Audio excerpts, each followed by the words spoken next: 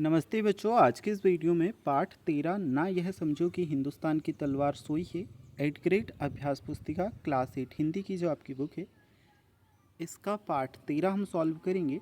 बच्चों, इस पाठ में दिए गए सभी प्रश्नों का उत्तर विथ कंप्लीट एक्सप्लेनेशन के साथ में आपको बताया जाएगा।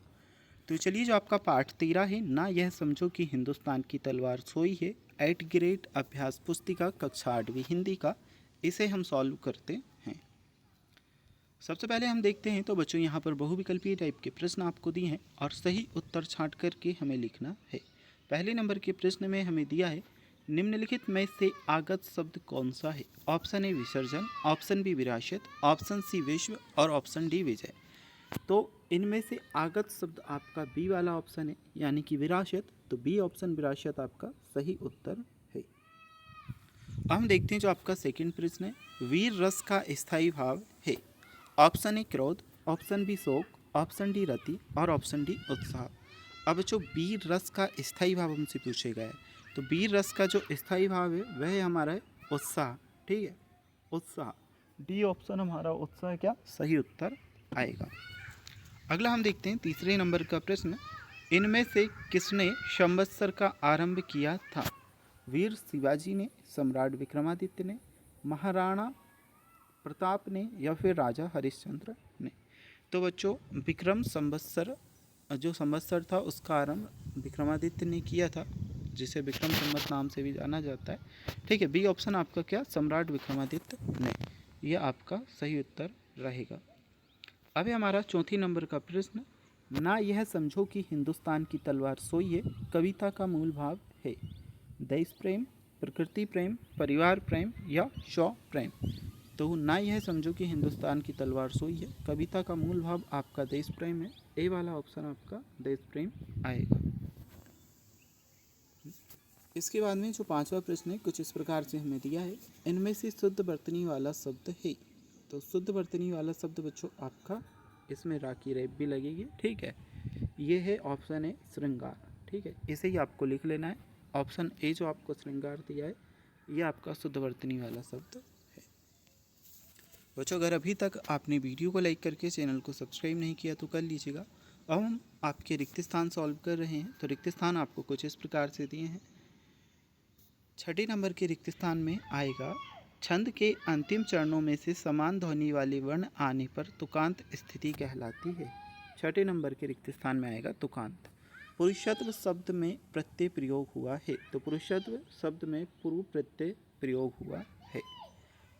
तेज, असी, खड़ग के पर्यायवाची हैं, तो इसमें पर्यायवाची हमारा आएगा तलवार। नेक्स्ट है हमारा, महाराणा प्रताप ने रक्त की अंतिम बूंद तक संघर्ष किया। तो 9वें में उत्तर हमारा आ जाएगा अंतिम। अगला हमारा है, खूब लड़ी मर्दानी वह तो झांसी वाली रानी थी। पंक्ति में रौद्र रस है। 10वें में हमारा उत्तर आएगा रौद्र रस। तो जो रिक्त स्थान और सही विकल्प थे दोनों हम कंप्लीट कर चुके हैं। अब आपके जो अगले क्वेश्चन है ये आपके अति लघु उत्तरीय प्रश्न है। तो चलिए इन प्रश्नों को हम सॉल्व करना स्टार्ट करते हैं।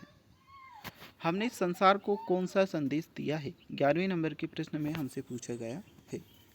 तो 11वें नंबर का जो प्रश्न है इसका उत्तर होगा, हमने संसार को शांति और अहिंसा का संदेश दिया है। ये अति लघु उत्तरीय का 11वां प्रश्न है। उत्तर आएगा, हमने संसार को शांति और अहिंसा का संदेश दिया है। 12 नंबर का क्वेश्चन है, कविता में वीरों की किस बात का उल्लेख किया है। तो 12वें नंबर के प्रश्न में उत्तर आएगा, कविता में वीरों के शौर्य और वीरता, कविता में वीरों के शौर्य, वीरता और तेजशक्ति का उल्लेख किया गया है। 12वें नंबर के प्रश्न के बाद में जो प्रश्न है हमारा 13वें नंबर का प्रश्न है, इसे हम देखते हैं, भारत ने विश्व को कौन सा संदेश दिया है। तो ये प्रश्न बच्चों वापस से रिपीट हुआ है। उत्तर हमारा क्या आ जाएगा, भारत ने विश्व को शांति और अहिंसा का संदेश दिया है।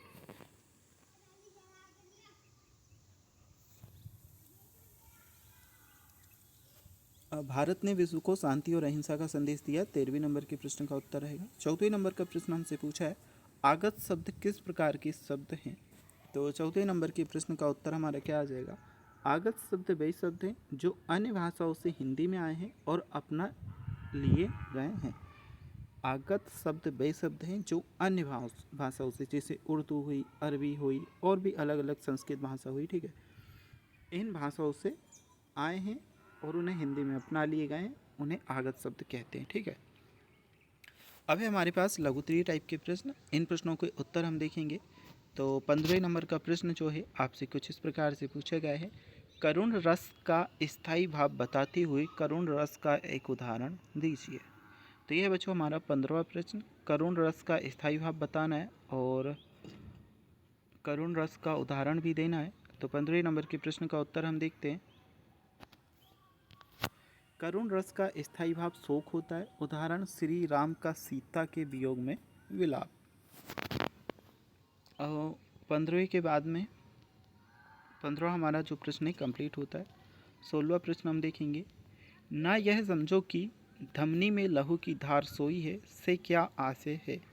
तो 16वें नंबर के प्रश्न का उत्तर हमारा रहेगा, इसका आशय है कि हमारे देशवासियों में अभी भी वही जोश और देशभक्ति जीवित है जैसा हमारे वीर पूर्वजों में था।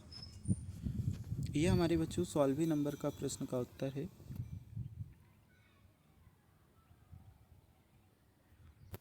और अगला हमारा प्रश्न आ जाता है 17वें नंबर का, दिया है शांति का संदेश ही हमने सदा जग को, कथन से कवि का क्या आशय है। तो 17वें नंबर के प्रश्न का उत्तर हमारा आ जाएगा, कवि का आशय है कि भारत ने हमेशा विश्व को शांति और अहिंसा का संदेश दिया है, लेकिन इसका मतलब यह नहीं है कि हम अपने स्वाभिमान और देश की रक्षा के लिए संघर्ष नहीं करेंगे। कवि का आशय है कि भारत ने हमेशा विश्व को शांति और अहिंसा का संदेश दिया है, लेकिन इसका मतलब यह नहीं है कि हम अपने स्वाभिमान और देश की रक्षा के लिए संघर्ष नहीं करेंगे। 17वें नंबर के प्रश्न के बाद में जो अगला प्रश्न है वह है हमारा 18वें नंबर का प्रश्न, हमारे मन में पिल्ले की आग कब उठ सकती है और क्यों। तो 18वें नंबर के प्रश्न के लिए उत्तर हमारा होगा, हमारे मन में पिल्ले की आग तब उठ सकती है जब कोई हमारी स्वतंत्रता या हमारे देश की सीमाओं पर अतिक्रमण करने की कोशिश करेगा, क्योंकि हम अपने देश की रक्षा के लिए हर संभव प्रयास करेंगे। ठीक है, ये हमारा कंप्लीट हुआ।